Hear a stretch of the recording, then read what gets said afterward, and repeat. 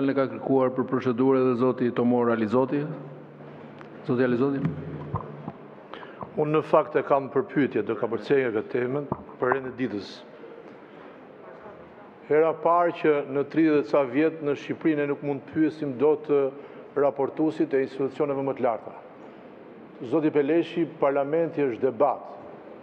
Ne jemi të votuar nga X njerëz dhe duam të pyesim në mënyrë direkte përfaqësuesit e institucioneve. Duhet të pyesim sepse Shqipëria është republikë parlamentare. Kjo ndodh në të gjithë vendet europiane, kjo ka ndodhur edhe për 30 ca vjet në Shqipëri. Pse duhet precedenti i dytë pas atij të parë, dhe precedenti është një element shumë negativ, i cili vlen që anormalitetin ta kthejë në normalitet. Unë dua të pyes përfaqësuesit e lartë të drejtësisë për një vend të padrejtë siç është Shqipëria. Dua të pyes, ju pse e keni hequr këtë drejt? Kam dëgjuar, qofsha gabim, që ne nuk do kemi të drejtë të pyesim ata në mënyrë të drejtë për drejtë. Do t'ju dorëzojmë pyetjet dhe ata do lexojmë pyetjet tona. Ku qëndron kjo? Ky është një koncept i cili pyetjet dorëzohen me shkrim që ai që do përgjigjet të ketë një ide për çfarë do përgjigjet. Jo që të zëvendësohet pyetja e drejtë për drejtë e një parlamentari duke lecuar. Sepse për ndryshe, atëherë të gjithë ne si deputet dorëzojmë dosjet tona me fjalime dhe i lexoni ju. Ne prandaj jemi këtu që ne të pyesim direkte. Do ju lutesha, sepse kjo është një shkelje e rëndë. Këtu të gjitha institucionet kanë një përballje me parlamentin. Shqipëria është republikë parlamentare dhe parlamenti është institucioni më i rëndësishëm. Ka një detyrë që të vëjë në pyetje, në vështirësi pushtetin. Ky është koncepti i demokracisë. Nuk mund të shmanget asnjë përfaqësues i drejtësisë ndaj pyetjeve tona të drejtë për drejta, sepse përndryshe ka rënë parlamenti dhe ka rënë demokracia. Pse? Pyetja ime shumë e thjeshtë. Pse në 30 ca vjet janë bërë këto pyetje dhe mbas 30 ca vjeteve nuk duhen bërë këto pyetje? Do ju lutesha, unë nuk të kam fyer nerë, se nëse mund të merrem me ty, mund të merrem nga mjes deri në darkë. Mjafton të shikosh dhe mund të merresh nga mjes deri në darkë. Kështu që mos u merr fare, unë po flas. Unë si përfaqësues dua të pyes drejt për drejt zotrin. Ma jepni këtë mundësi. Ju falenderoj. Faleminderit. Ka një listë me kërkesa për të marrë fjalën procedurë. Besoj nëse është ndryshe më thoni, por nëse janë për çështjen që s'ka filluar ende të raportimeve, po nëse janë për raportimet, atëherë do t'ju lutesha të më dëgjoni vetëm një parashtrim dhe pastaj me radhë, patjetër, zoti Berisha dhe gjithë tjerët do të merrni fjalën. Patjetër. Tani para se të kalojmë në shqyrtimin e raporteve vjetore. Okej, dakord. Nëse nuk e keni për këtë, në rregull. Zoti Berisha për procedurë. Të dashur qytetarë dhe qytetare, ne sot votuam ngritjen e këtyre komisioneve për dy arsye themelore. Spari janë një seri e pafundme e rekomandimeve të OSBE-ODIHR-it, të cilat ne i kemi pranuar dhe besojmë se janë të rëndësishme. OSBE-ODIHR ka bërë një punë të jashtëzakonshme dhe në raportin e fundit damkosin në mënyrë përfundimtare si një farsë shëmtuar zgjedhore zgjedhjet e 11 majit. Në këtë kontekst, ne ndjehemi detyruar ndaj tyre që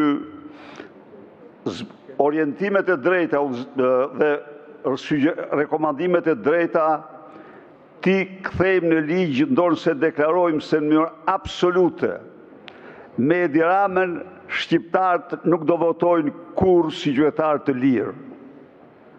Kjo është e vërteta. Së dyti, reforma territoriale ishte një antireform në të cilën u vendoste standardet e pabarazisë maksimale. Mjafton të rikujtoj këtu se qarku i Gjirokastës me 120.000 banor ka 7 njësi, qarku i Tiranës me mbi 1 milion banor ka 4 njësi. Sigurisht që ne do bëjmë gjithçka që këto padrejtësi maksimale të largohen, të anullohen. Dhe kjo mendimin e Kongresit të autoriteteve lokale dhe rajonale të Këshillit të Europës. Pra, kjo është arsyeja sepse ne i votuam këto 2 komisione, ndonë se me bindjen më të thellë se me Edi Ramën nuk ka zgjedhje, me Edi Ramën nuk ka vot të lirë dhe është vetëm vendimi i qytetarëve, ai që do u rikthejë shqiptarëve votën, është përpjekje e opozitës, ai që do u rikthejë shqiptarëve votën. Faleminderit zoti Berisha. Një sqarim para se të kalojmë në shqyrtimin e raporteve vjetore të institucioneve, sepse ku nuk ka informacion ose ka informacion të gabuar, më pas edhe vendimarrja orientohet gabime dhe mund të futen pastaj edhe emocionet politike në mes.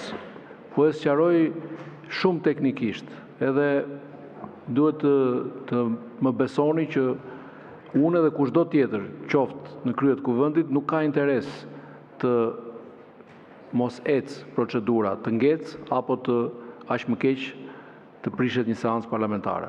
Unë nuk kam ardhur në këtë institucion në drejtim të menaxhimit, punimeve të parlamentit për të penguar parlamentarizmin. Pra, para se të kalojmë të raportimet, dëshiroj të sqaroj procedurën që do të ndiqet gjatë seancës në përputhje me praktikën e konsoliduar në vite dhe me rregullat e kuvendit. Sipas rendit të ditës, pas paraqitjes së raportit nga titullari i institucionit dhe leximi i projekt rezolutës nga komisioni përgjegjës, vijohet me pyetjet nëse janë depozituar përpara fillimit të seancës dhe diskutimet nga deputetët para se të kalohet në procesin e votimit. Në shkresën e depozituar nga kryetari i grup parlamentar të Partisë Demokratike është kërkuar zbatimi i rregullores dhe praktikës 34 vjeçare, për sa i përket prezantimit të pyetjeve drejtuar titullarëve të këtyre institucioneve. Në lidhje me zbatimin e rregullores së kuvendit, neni 103, raportimi në kuvend, pika 7, përcakton se në seancë plenare titullari i institucionit paraqet raportin për jo më shumë se 20 minuta. Në vijim lexohet projekt rezoluta e komisionit përkatës për vlerësimin e punës së institucionit dhe më pas vazhdohet me pyetjet dhe përgjigjet e tyre. Kaq thot rregulloria. Për të përcaktuar procedurat parlamentare mbi mbikëqyrjen dhe kontrollin parlamentar, me vendimin numër 6, dhe kjo është e rëndësishme, se besoj që do t'jap fund debatit. Numër 6, datë 23/3/2022. Konferenca e kryetarëve ka miratuar manualin e mbikëqyrjes dhe kontrollit parlamentar. Ky manual i është nënshtruar procesit konsultimit të brendshëm me deputetët, me përfaqësues të komisioneve parlamentare dhe me grupet parlamentare. Në manualin e mbikëqyrjes dhe kontrollit parlamentar është përcaktuar edhe procedura parlamentare për raportimin në seancë plenare të institucioneve të pavarura ose të krijuara me ligj. Po lexoj pikat relevante, pika 8, 9 edhe 10. Pika 8. Deputetët mund të bëjnë pyetje rreth raportit vjetor. Pika 9. Pyetjet përgatiten me shkrim dhe depozitohen në fillim të seancës plenare. Pika 10. Pyetjet i vijnë në dispozicion titullarit të institucionit të pavarur, i cili mund të përgjigjet direkt ose të kërkojë kohë. Kjo përcakton qartë procedurën që do të ndiqet në seancën plenare në lidhje me praktikën, ju lutem ta mbaroj, me praktikën parlamentare. Ta mbaroj, lutem. Nga viti 2011 deri në vitin 2017, në seanca plenare zhvilluar vetëm debat parlamentar mbi raportimet vjetore, pa pyetje. Gabim. Jo, meqense i referohemi praktikës parlamentare. Kjo është lehtësisht e verifikueshme pasi të gjitha përzverbalet ndodhen në faqen zyrtare të kuvendit. Seanca plenare e datës 21 prill 2016, faqet 73 dhe 82. Gjithashtu në vitin 2018, pas paraqitjes raportimeve, ka patur vetëm diskutime. Në vitin 2019 dhe në vazhdimsi janë paraqitur edhe pyetje, ku është zbatuar procedura e pyetjeve në të cilën titullarët e institucioneve e kanë lexuar pyetjen dhe janë përgjigjur. Teksoj këtu seancat plenare 23 maj 2019, 20 qershor 2019, 21 maj 2020, 21 maj 2020 përsëri, 3 qershor 2021, 1 korrik 2021 e tjera. Theksoj se në komisionin përgjegjës për çështjet ligjore dhe administratën publike janë bërë diskutime për të 5 raportimet e institucioneve të drejtësisë.